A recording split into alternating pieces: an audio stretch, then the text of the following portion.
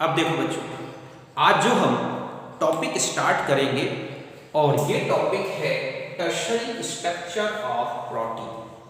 Okay, तो देखो बच्चों, प्रोटीन का primary structure and secondary structure ये ऑलरेडी हम डिस्कस कर चुके हैं। आज यहां पर हम प्रोटीन का टर्शरी स्ट्रक्चर और क्वाटरनरी स्ट्रक्चर इनको कंप्लीट डिस्कस करेंगे। ओके, सबसे फर्स्ट हम लेंगे प्रोटीन का टर्शरी स्ट्रक्चर।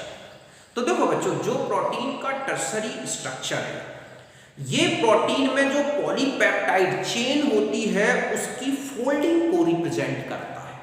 मींस प्रोटीन की सेकेंडरी स्ट्रक्चर में जो फोल्डिंग मिलती है, इसी फोल्डिंग को क्या बोला गया है बच्चों? Tertiary structure. इस फोल्डिंग के कारण, इस स्ट्रक्चर के कारण जो प्रोटीन है वो फाइब्रस या ग्लोब्यूलर इस मॉलिक्यूलर स्ट्रक्चर के फॉर्म में आ जाता है। और ये जो फोल्डिंग होती है, इस फोल्डिंग में जो स्टेबिलिटी के फोर्सेस हैं, मींस फोल्डिंग को स्टेबल बनाने वाले जो फोर्सेस होते हैं, वो hydrogen bonding, disulphide bond, electrostatic attraction और वान डेर वाल फोर्सेस ये होते हैं। ये प्रोटीन की जो पॉलीपेप्टाइड चेन है उसकी फोल्डिंग को स्टेबल बनाते हैं। यही मैंने यहां पर डिस्कस किया है कि it represents folding of polypeptide chain. It means further folding of secondary structure. जो हमने देखा सेकेंडरी स्ट्रक्चर में कि जो पॉलीपेप्टाइड चेन है उनका क्या अरेंजमेंट है, और फिर यहां पर जो टर्शरी स्ट्रक्चर है कि जो पॉलीपेप्टाइड चेन है अगर वो फोल्डेड हो जाती है तो इस फोल्डिंग में किस तरह का स्ट्रक्चर होगा, इसी को बोला गया है क्या? Tertiary structure. इस टर्शरी स्ट्रक्चर के कारण ही प्रोटीन फाइब्रस होता है, ग्लोब्यूलर होता है। तो it gives the major molecular shape fibrous and globular. ऐसे में प्रोटीन का जो स्ट्रक्चर है वो फाइब्रस हो जाता है या फिर क्या होता है? Globular. The main forces of 3D structure means जो फोल्डिंग है, फोल्डिंग को स्टेबल बनाने वाले जो फोर्सेस हैं वो है hydrogen bonding, disulphide linkage, van der Waals attraction and electrostatic force of attraction. तो समझ गए बच्चों कि जो टर्शरी स्ट्रक्चर है प्रोटीन का, एक्चुअली में ये पॉलीपेप्टाइड चेन के बलन को, फोल्डिंग को बताता है कि जो प्रोटीन है जब वो फाइब्रस स्ट्रक्चर में होता है, ग्लोब्यूलर स्ट्रक्चर में होता है, तो वो पॉलीपेप्टाइड चेन किस तरह से अरेंज हो जाती है। मींस वो फोल्डेड हो जाती है, फोल्डेड होकर गुच्छा टाइप का बन जाती है। और इसी गुच्छा या फोल्डेड स्ट्रक्चर को क्या बोला गया है? Tertiary structure. इस फोल्डिंग को स्टेबल बनाने वाले, इस जो बलन को स्टेबल बनाने वाले फोर्सेस हैं वो होते हैं हाइड्रोजन बॉन्डिंग, ठीक है, disulphide linkage, van der Waals forces, electrostatic forces. इस तरह के फोर्स होते हैं जो कि उस फोल्ड को स्टेबल बनाते हैं। तो यही मैंने लिखा कि यह संरचना पॉलीपेप्टाइड चेन के बलन मतलब फोल्डिंग को व्यक्त करती है। जैसे आप धागा है तो धागा एक लंबा सा है, ठीक है, तो वो एक सेकेंडरी स्ट्रक्चर है, और फिर हम उस धागे को गोल गोल गोल इकट्ठा गुच्छा बना दें तो वो क्या हो गया?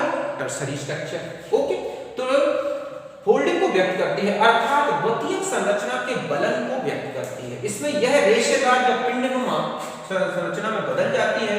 इसका स्थायित्व हाइड्रोजन बॉन्ड, डाइसल्फाइड बॉन्ड, स्थिर विद्युत आकर्षण, वान डेर वाल्स आकर्षण इनके कारण मिलता है। अभी मैं एक स्ट्रक्चर बना के बताता हूं जब जो आपको कंप्लीट समझाएगा कि 3D structure, sorry tertiary structure protein का क्या है, इसे लिखें।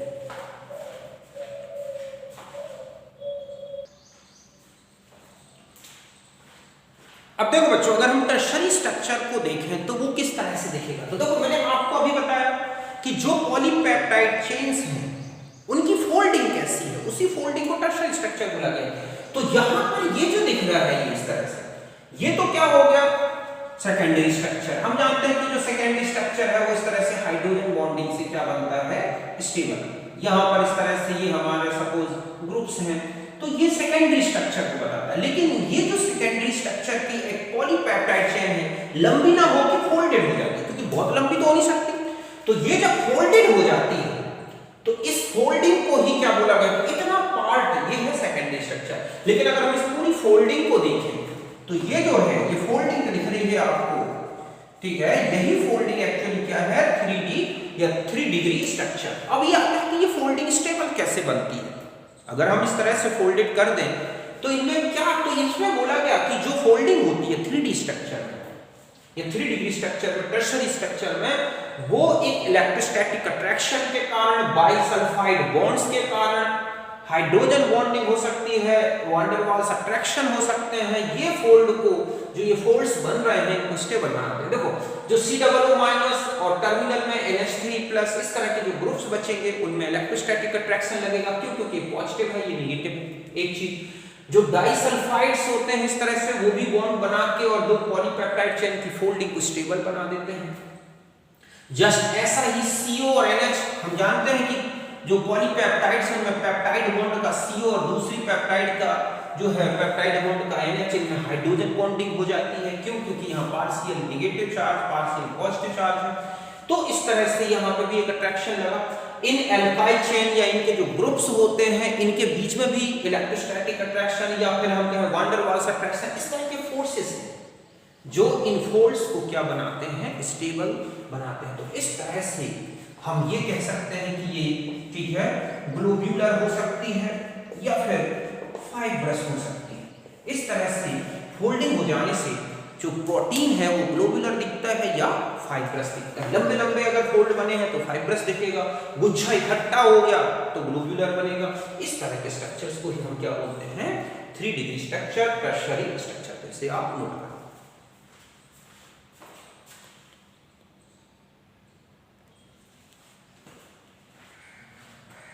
अब देखो बच्चों, अब हम आ जाते हैं quaternary structure, 4 degree structure. Okay, तो देखो बच्चों, जो क्वाटरनरी स्ट्रक्चर होता है प्रोटीन्स का, ये तब मिलता है जब प्रोटीन्स में 2 और मोर पॉलीपेप्टाइड चेन्स एक साथ होती। तो ये जो पॉलीपेप्टाइड चेन्स हैं इनका स्पेशियल अरेंजमेंट किस तरह का है, इसी अरेंजमेंट को क्या बोला गया बच्चों, क्वाटरनरी स्ट्रक्चर। समझ गए ना कि जब क्या हो कि बहुत सारी पॉलीपेप्टाइड चेन्स हो एक ही प्रोटीन में, तो उनका स्पेशियल अरेंजमेंट ही क्या कहलाता है, क्वाटरनरी स्ट्रक्चर। इन स्ट्रक्चर, ये इस स्ट्रक्चर में जो फोर्स ऑफ अट्रैक्शन है वो वही होते हैं जो किस में होते हैं, 3D या 3 डिग्री स्ट्रक्चर। समझ गए ना बच्चों कि ये लिखा हुआ है कि many proteins exist as aggregates of 2 or more polypeptide chains. The overall structure of protein which arises due to special arrangement of 2 or more polypeptide chains is called quaternary structure, 4 degree structure. The forces of attraction, इसमें जो forces of attraction है, समझ गए बच्चों, वो वही है और 4D जो कि किसमें मिलते हैं हमें, 3 डिग्री स्ट्रक्चर में। तो समझ गए बच्चों कि जब प्रोटीन में बहुत सारी पॉलीपेप्टाइड चेन्स हों तो वो किस तरह से त्रिविम में, स्पेस में किस तरह से अरेंज्ड हैं, इनका अरेंजमेंट ही क्या है, तृतीयक संरचना, चतुष्क संरचना, क्वाटरनरी स्ट्रक्चर। इसमें भी वही सारे फोर्सेस वर्क करते हैं जो आपने 3 डिग्री में स्ट्रक्चर में देखे। तो यहां तक समझ गए, फिर मैं आपको स्ट्रक्चर से बताता हूं, पहले आप इसे नोट करें।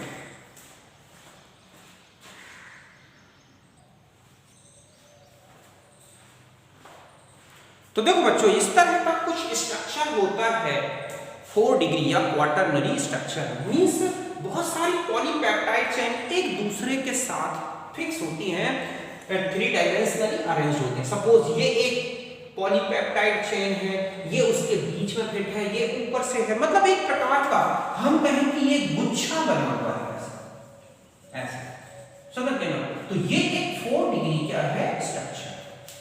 अब मैं इन चारों को अगर कंपेयर करूं, कि 4 स्ट्रक्चर्स जो आपने देखे, तो उनमें आप क्या दिखेगा, क्या डिस्टिंग्विशिंग दिखती है। ओके, तो एक प्रोटीन का एक कंप्लीट ओवरऑल स्ट्रक्चर क्या होगा, केवल एक स्ट्रक्चर से नहीं लिया जा सकता है। उसमें primary structure, secondary, tertiary, quaternary. देखो अगर हम इसकी बात करें 1 डिग्री स्ट्रक्चर की, तो हम कहेंगे कि 1 डिग्री स्ट्रक्चर अगर ऐसा है, ये एक किसको रिप्रेजेंट कर रहे हैं, सपोज अमीनो एसिड्स। ओके, ये क्या है, अमीनो एसिड, मतलब इस तरह से एक दूसरे से ये पॉलीपेप्टाइड चेन से जुड़े हुए हैं। तो इस तरह से जब पॉलीपेप्टाइड चेन ये बनी हुई है, तो ये कौन सा स्ट्रक्चर है, 1 डिग्री स्ट्रक्चर। समझ गए ना बच्चों कि 1 डिग्री स्ट्रक्चर में इस तरह से ये केवल किसको रिप्रेजेंट करती है, सीक्वेंस ऑफ अमीनो एसिड, कि कौन सा अमीनो एसिड कौन सा है, दूसरा, अब आपने देखा सेकेंडरी जो स्ट्रक्चर था ऐसा हो सकता है, या फिर आपने देखा था कि ये ऐसे हो सकते हैं सेकेंडरी स्ट्रक्चर, ये फोल्डेड, समझ गए। तो इस तरह की जो स्ट्रक्चर आपने देखी जिनमें ये हाइड्रोजन बॉन्डिंग थी ऐसे, ये इस तरह से खुल जैसे सिकुड़े हुए पर्दे की तरह, तो ये दोनों स्ट्रक्चर क्या थे, 2 डिग्री स्ट्रक्चर, ठीक है। ये क्या बताते हैं, अरेंजमेंट ऑफ पॉलीपेप्टाइड चेन, जिसमें आपने ये देखा था अल्फा हेलिक्स वाली थी, तो ये कौन सी थी, बीटा हेलिक्स, इस तरह से। फिर तीसरा आपको दिखाया, बताया मैंने आपको कि इस तरह से जब पॉलीपेप्टाइड चेन की फोल्डिंग हो जाती है, जिनके बीच में यहां पर आपने देखा था कि ये NH3 इस तरह की ये है, या C डबल बॉन्ड और NH है, यहां पर इनके बीच में बॉन्डिंग है, ये सल्फाइड बॉन्डिंग है, इनके बीच में अट्रैक्शन है, तो ये जो था ये क्या था, 3 डिग्री स्ट्रक्चर। ये किसको बताती है, फोल्डिंग ऑफ 2 डिग्री स्ट्रक्चर, इतना सा। इसी के कारण ये ग्लोब्यूलर दिखते हैं या फिर फाइब्रस।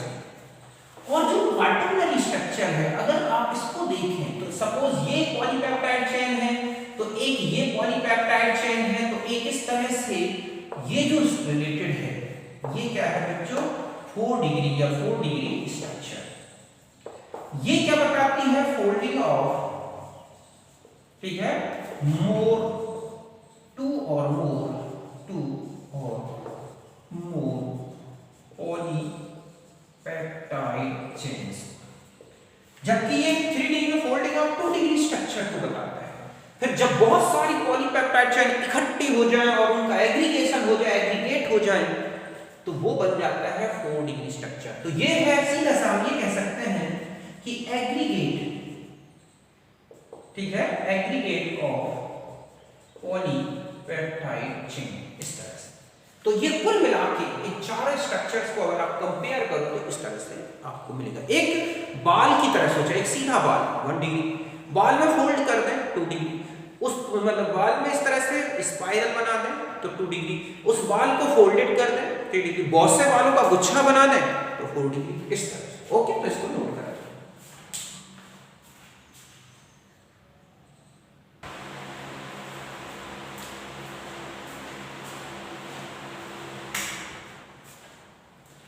अब देखो बच्चों, अब हम आ जाते हैं नेक्स्ट टॉपिक पर, और ये है डीनेचुरेशन ऑफ प्रोटीन, प्रोटीन का स्कंदन। ओके, तो देखो बच्चों, जो प्रोटीन होता है उसका एक पर्टिकुलर टेम्परेचर और पीएच पर एक स्टेबल शेप होता है। तो इस स्टेट को हम बोलते हैं प्रोटीन की नेटिव स्टेट। मतलब जब प्रोटीन किसी पर्टिकुलर टेम्परेचर और पीएच पर अपने एक स्टेबल शेप में होता है तो उसे बोलते हैं नेटिव स्टेट। और जब प्रोटीन नेटिव स्टेट में हो और एक स्पेसिफिक बायोलॉजिकल एक्टिविटी शो करता है तो ऐसे प्रोटीन को हम बोलते हैं नेटिव प्रोटीन। ऐसे नेटिव प्रोटीन के टेम्परेचर में या हम कहें कि उसके पीएच में या कोई केमिकल मिला दें, इस तरह का कुछ भी चेंज करते हैं तो प्रोटीन का जो नेटिव स्टेट है वो डिस्टर्ब हो जाता है, मींस हाइड्रोजन बॉन्डिंग डिस्टर्ब हो जाती है, उनके जो कॉइल हैं या हम कहें कि जो उनके टर्शरी और वो क्वाटरनरी स्ट्रक्चर हैं वो अनफोल्ड हो जाते हैं और प्रोटीन अपनी नेटिव स्टेट को लॉस्ट कर देता है, उसकी बायोलॉजिकल एक्टिविटी लॉस हो जाता है, वो लॉस्ट हो जाती है, तो इसे बोलते हैं प्रोटीन का डीनेचुरेशन। समझ गया बच्चों कि प्रोटीन जब अपनी स्टेबल स्टेट में हो तो उसे बोलते हैं नेटिव स्टेट। उस समय जो प्रोटीन होती है उसे बोलते हैं नेटिव प्रोटीन। अगर नेटिव प्रोटीन जो बायोलॉजिकल एक्टिविटी शो कर रहा है, अगर उसका टेम्परेचर चेंज कर दें, हम उसका पीएच चेंज कर दें या कोई केमिकल ऐड कर दें तो प्रोटीन का जो नेटिव स्टेट है वो लॉस्ट हो जाए, मींस हाइड्रोजन बॉन्डिंग ब्रेक हो जाए, उसके जो कॉइल हैं वो टूट जाए, फोल्ड जो बने हुए थे वो टूट जाए और प्रोटीन अपनी बायोलॉजिकल एक्टिविटी को लॉस्ट कर दे, तो हम इसी को बोलते हैं क्या, डीनेचुरेशन। या सीधा सा है कि coagulation of protein is called denaturation. The stable shape of protein at particular temperature and pH is called native state। ये तो बात समझ गए बच्चों। And protein at native state which shows specific biological activity उसे हम बोलते हैं प्रोटीन। मतलब जब तक बॉडी एक फिक्स टेम्परेचर, प्रोटीन हमारी बॉडी में एक फिक्स टेम्परेचर में है, पीएच में है, तो एक नेटिव स्टेट होता है और उसकी अपनी बायोलॉजिकल एक्टिविटी है। When any physical changes like as changes is subjected like as pH, temperature, इनको चेंज कर दें, ठीक है। In native state of protein then hydrogen bonds are disturbed and helix gets uncoiled. As a result, protein loses its biological activity. This is called denaturation of protein. सीधा सा आपको इतना भी ध्यान रखना है कि coagulation of protein in the presence of change in temperature, pH or any chemical. So it is called denaturation. Denaturation होने से biological activity फिनिश हो जाती है। तो ध्यान रखें कि जब denaturation होता है तो प्रोटीन का सेकेंडरी, टर्शरी और क्वाटरनरी स्ट्रक्चर डिस्टर्ब होते हैं, बट प्राइमरी स्ट्रक्चर डिस्टर्ब नहीं होता। मींस उसमें जो एमिनो एसिड्स जुड़े हैं उनका जो सीक्वेंस है वो तो नहीं बिगड़ेगा, वो तो धागे की तरह खुल गया धागा, धागे में तो फिर भी एमिनो एसिड्स है ना, तो इट इज, ठीक है, lost. It is irreversible process. ये इरिवर्सिबल है, दोबारा रिवर्स नहीं होती। In this process secondary, tertiary, quaternary structure are disturbed but primary structure not lost, therefore nutrition power of protein not lost। ध्यान रखें कि प्रोटीन जरूर कोएगुलेट हो गया, लेकिन ये नहीं कि प्रोटीन खराब ही हो गई। मींस हमारी बॉडी में उसका कोई इंपॉर्टेंस नहीं रह गया। प्रोटीन के अमाइनो एसिड्स तो अभी भी रहते हैं और वो अमाइनो एसिड हमारे बॉडी में जाके डाइजेस्ट हो जाते हैं और फिर से नए प्रोटीन को स्ट्रक्चर में चेंज हो जाते हैं। अभी मैं इनके एग्जांपल्स बता रहा हूं तो समझ गए बच्चों कि किसी उचित ताप दाब पर प्रोटीन की स्थायी संरचना को हम क्या बोलते हैं, नेटिव स्टेट। और नेटिव स्टेट पर जो प्रोटीन होती है उससे जिसमें एक विशिष्ट जैविक क्रिया होती है, कि स्पेसिफिक बायोलॉजिकल एक्टिविटी होती है, तो ऐसी प्रोटीन को बोलते हैं नेटिव प्रोटीन। इस नेटिव प्रोटीन में किसी प्रकार का पीएच चेंज कर दें या टेम्परेचर चेंज कर दें तो उनमें हाइड्रोजन बॉन्ड टूट जाते हैं, कुंडली संरचनाएं खुल जाती हैं और प्रोटीन अपनी बायोलॉजिकल एक्टिविटी को लॉस कर देता है, खराब विकृत हो जाता है। इसी को बोलते हैं प्रोटीन विकृतीकरण। ये जैविक क्रियाशीलता समाप्त हो जाती है। इसमें 2 डिग्री, 3 डिग्री, 4 डिग्री संरचनाएं बदलती हैं, बट 1 डिग्री, 1 डिग्री नहीं बदलती। ऐसे में प्रोटीन का पोषक गुण खराब नहीं होगा। यह एक अनुत्क्रमणीय क्रिया है। देखो, जैसे आप देखोगे कि अंडे की एल्बुमिन है, अंडे को गर्म कर दें तो उसका जो लिक्विड पार्ट था वो व्हाइट सॉलिड में चेंज हो जाता है। ठीक इसी तरह से कार्डलिंग ऑफ मिल्क, दूध का फट जाना, दूध का दही में बदल जाना, ये भी किसके एग्जाम्पल हैं, डीनेचुरेशन के। समझ गए ना? तो मैं उनके एग्जाम्पल लिख देता हूं, पहले आप इसको नोट करें।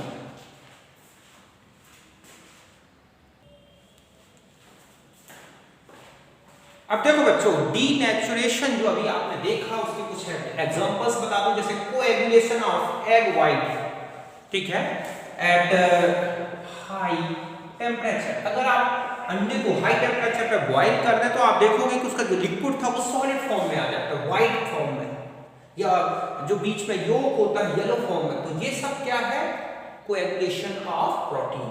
कार्डलिंग ऑफ मिल्क, दूध का दही में बदल जाना, दूध का फट जाना, ये भी एक क्या है, कोएगुलेशन। कोएगुलेशन ऑफ ब्लड, रक्त का जम जाना, ये भी एक, या क्लॉटिंग ऑफ ब्लड, ब्लड में क्लॉट बन जाना, ये सब क्या है, कोएगुलेशन ऑफ प्रोटीन।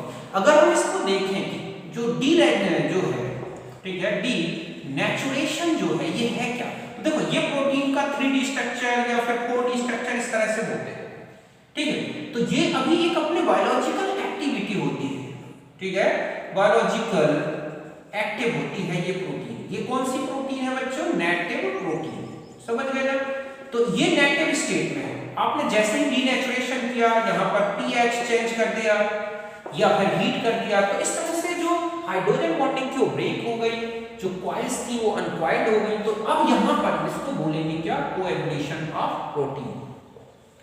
यहां पर बायोलॉजिकल एक्टिविटी तो लॉस्ट हो गई, ठीक है बच्चों, कि यहां पर अब ये बायोलॉजिकली एक्टिव नहीं रह गया, मींस अब इस प्रोटीन का जो फंक्शन था बायोलॉजिकल वो हट गया, ठीक है।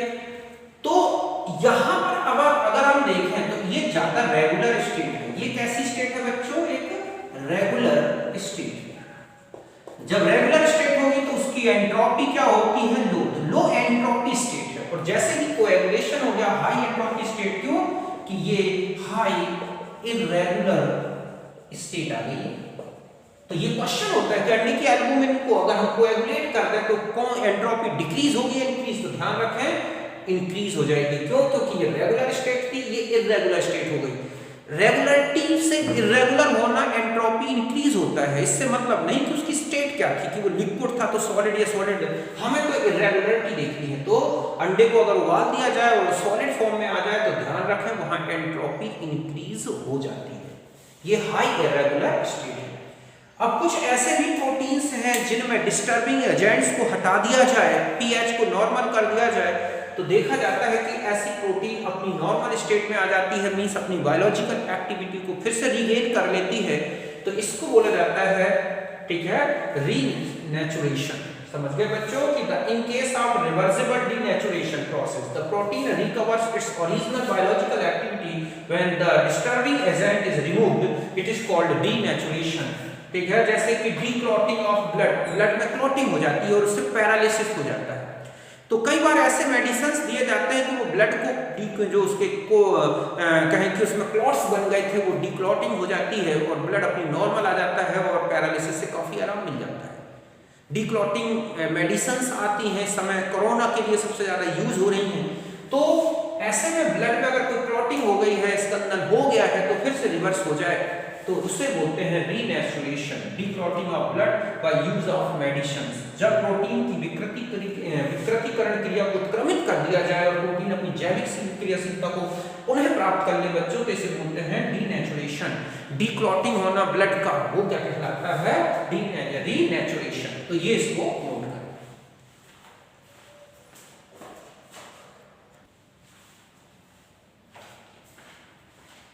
अब देखो बच्चों कुछ इंपॉर्टेंट टेस्ट बता दूं मैं, जैसे प्रोटीन का टेस्ट और कार्बोहाइड्रेट टेस्ट। ओके, तो देखो एक होता है निनहाइड्रिन टेस्ट, प्रोटीन का निनहाइड्रिन टेस्ट। तो प्रोटीन दिया जाए कोई भी और निनहाइड्रिन अगर डाला जाए तो डीप ब्लू कलर आता है, तो वो बताएगा कि वो प्रोटीन है।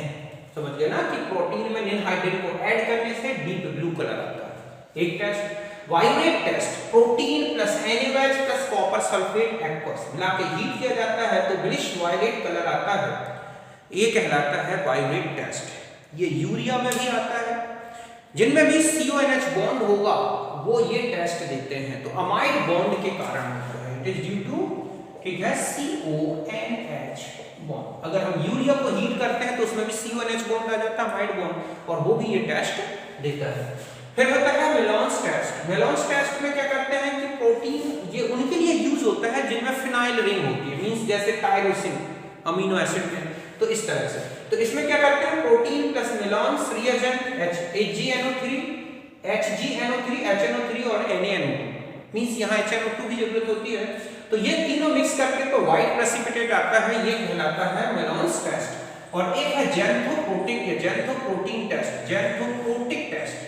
ठीक है, ये कौन सा टेस्ट है बच्चों, जेंथोप्रोटिक टेस्ट। तो इसमें प्रोटीन और कंसंट्रेट HNO3 येलो कलर आता है। कभी कभी हमारी फिंगर्स में जब कभी कंसंट्रेट HNO3 लग जाता है कोई प्रैक्टिकल में, तो आप देखते हैं कि आपकी फिंगर्स येलो से कलर की दिखने लगती हैं, उंगलियां येलो कलर की दिखती हैं, वो जेंथोप्रोटीन बन जाने के कारण है। तो ये सारे टेस्ट किसके लिए लगते हैं, प्रोटीन के। तो ध्यान रखें ऑब्जेक्ट होता है कि इनमें से कौन सा टेस्ट प्रोटीन के लिए नहीं है या इनमें से कौन सा टेस्ट प्रोटीन के लिए है, तो ये टेस्ट याद रखें। अब आते हैं कार्बोहाइड्रेट्स में। देखो कार्बोहाइड्रेट्स में सबसे इंपॉर्टेंट टेस्ट होता है मॉलिस टेस्ट। कार्बोहाइड्रेट जैसे ग्लूकोज, फ्रक्टोज, सुक्रोज, इसको लिया जाए और कंसंट्रेट H2SO4 और अल्कोहलिक अल्फा नेप्थॉल, इनको मिला के हीट किया जाए तो वायलेट कलर आ जाता है, ये कार्बोहाइड्रेट का मॉलिस टेस्ट कहलाता है। दूसरा होता है ओजोनाइट ओसाजोन टेस्ट। ग्लूकोज या फ्रक्टोज लें और एक्सेस में फिनाइल हाइड्रोजन मिला दें और हीट करोगे तो आपको मिलेगा yellow crystals of glucose osazone या ग्लूकोसाजोन, फ्रक्टोसाजोन, उनका येलो प्रेसिपिटेट आता है। फ्रक्टोज हो या ग्लूकोज बिल्कुल सेम ओसाजोन बनाते हैं। ओके, तो ये टेस्ट लगता है। एक है अब आता है ये जो टेस्ट है बच्चों, रिसोर्सिनॉल टेस्ट है, ब्रोमीन वाटर टेस्ट है। तो रिसोर्सिनॉल टेस्ट में अगर हम ग्लूकोज में रिसोर्सिनॉल और HCl मिलाएं तो कोई रिएक्शन नहीं होगी, कोई चेंजेस नहीं होते, तो ग्लूकोज ये टेस्ट नहीं देता। But fructose plus resorcinol plus HCl तो ब्राउन कलरेशन हो जाता है। तो यहां पर फ्रक्टोज में डिस्टिंग्विशिंग की जा सकती है। एक होता है ग्लूकोज और फ्रक्टोज में ब्रोमीन वाटर टेस्ट। तो ध्यान रखें कि ग्लूकोज में CHO ग्रुप है जो ज्यादा एक्टिव होता है।